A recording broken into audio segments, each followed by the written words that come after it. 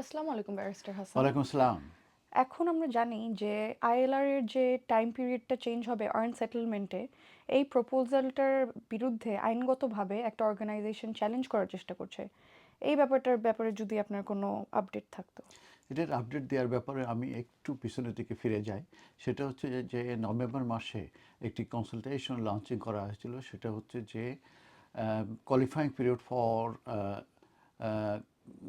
Settlement period হচ্ছে এই মুহূর্তে 5 ইয়ার্স আছে, সেটা ইনক্রিজ হয়ে 10 ইয়ার্স হবে এবং যে বেজলাইন 10 ইয়ার্স হবে। এছাড়াও 15, 20 কিংবা 30 ইয়ার্স পর্যন্ত অনেকে ওয়েট করতে হতে পারে তাদের এই সেটেলমেন্ট পাওয়ার জন্য, এবং এটা তাদেরকে আর্ন করতে হবে। এবং আরেকটি বিষয় এখানে খুবই কনসার্নিং ছিল, আছে এখনও, সেটা হচ্ছে রেট্রোস্পেকটিভ ইফেক্ট দেওয়া হবে কি না।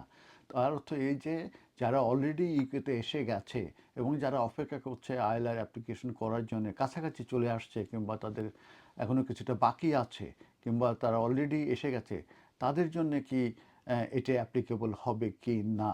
তো এটার ব্যাপারে আমি এর আগে আপডেট দিয়েছি যে এটা ওয়েস্টমিনস্টার হলে ডিবেট হয়েছে, কারণ দুটো অ্যাপ্লিকেশন মূলত সিগনেচার কালেক্ট করেছিল এবং সেটার উপরে ডিবেট হয়েছে। সেখানে মিনিস্টার ছিল, এমপিরা ছিল, এবং এমপিরাই বলছে যে রেট্রোস্পেকটিভ ইফেক্ট দেওয়া ঠিক হবে না।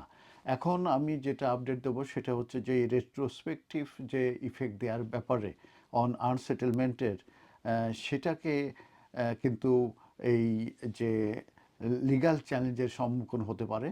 এবং এটার জন্য নতুন একটি অর্গানাইজেশন, তার নাম হচ্ছে নিউ স্কিল মাইগ্রান্টস অ্যালায়েন্স, তারা এটার ব্যাপারে প্রিপারেশন নিচ্ছে। এবং তারা একটি সলিসিটর প্র্যাকটিস এবং একজন কেসি কিং কাউন্সিল যে সোনালী নায়েক, এবং আরেকটি প্র্যাকটিসের নাম অ্যালায়েন্স ইনস্ট্রাক্ট কিংসলে নেপলি এলএলপি, তারা এই ব্যাপারে হেল্প করছে এই জুডিশিয়াল রিভিউ করার ব্যাপারে।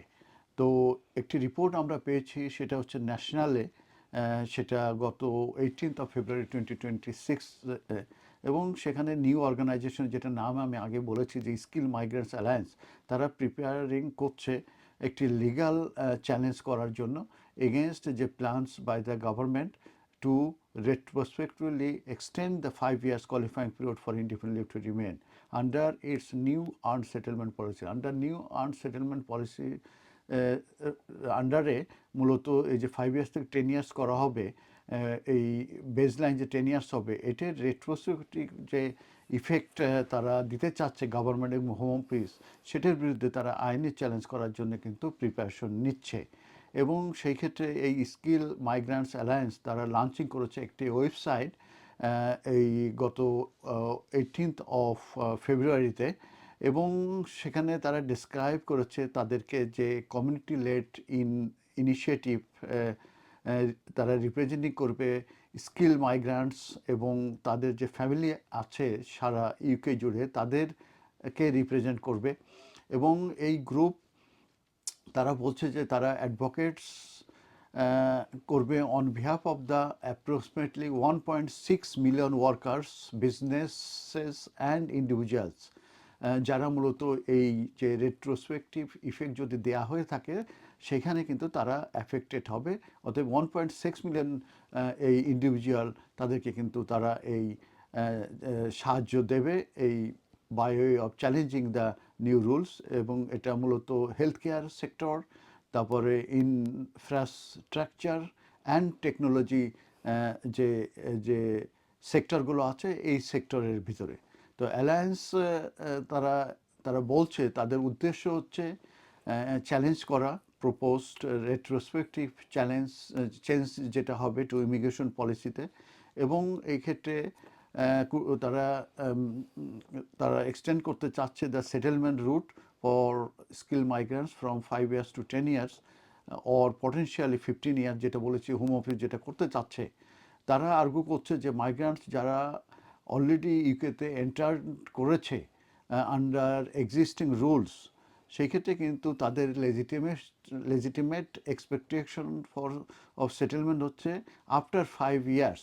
তো সেই ক্ষেত্রে যদি এটা এক্সটেন্ডিং করা হয় দ্য কোয়ালিফাইং পিরিয়ড রেট্রোস্পেক্টিভলি, সেই ক্ষেত্রে কি এটা কিন্তু আনফেয়ার হবে এবং এটা ক্রিয়েট করবে significant financial and personal uncertainty for affected individuals and families. তো যে কারণে তারা এই স্কিল মাইগ্রেন্ট অ্যালায়েন্স তারা কিন্তু ফান্ড রেজ করেছে এবং তারা অলরেডি 25,000 তারা কিন্তু লিগ্যাল কস্ট তারা তুলেছে এবং এটা তারা ইনিশিয়ালি এটা ইউজ করবে ফর প্রিঅ্যাকশন প্রোটোকল লেটার এবং যে ইনিশিয়াল ওপিনিয়ন নেওয়ার জন্যে। তারপরে যখন এটা যদি এটা যদি রেট্রোস্পেক্টিভ ইফেক্ট দেওয়া হয়ে থাকে তাহলে কিন্তু তারা এটাকে আইনি চ্যালেঞ্জ করবে এবং সেটা জুডিশিয়াল রিভিউর মাধ্যমে। ধন্যবাদ। ধন্যবাদ ব্যারিস্টার হাসান।